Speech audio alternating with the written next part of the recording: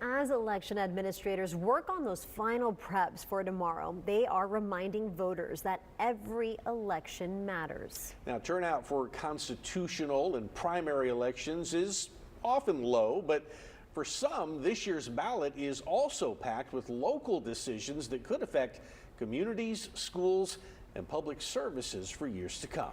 3 News reporter Natalia Osuna spoke with county officials and political experts about why your vote matters no matter the election.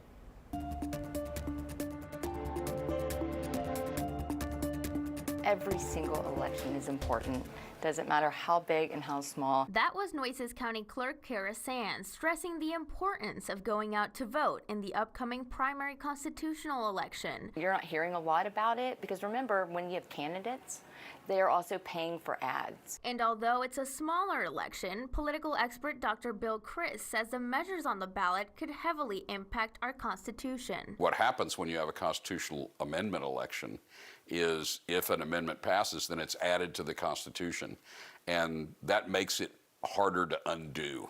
And despite that significance, Chris explains why these smaller elections typically have lower voter turnouts. People don't really appreciate the impact of these amendments. They're wordy. They're hard to understand. And sometimes outside factors can add to that confusion. A formatting error on this year's ballot listed some measures out of order, going from Proposition 13 to 15, with Proposition 14 on the next page. We called the SOS immediately, say, what do we need to do? And they said, you know what, it doesn't change the legality of it, so go ahead and, proceed. We have notices up. We're letting everyone know. And how you vote, it's how it's going to be counted.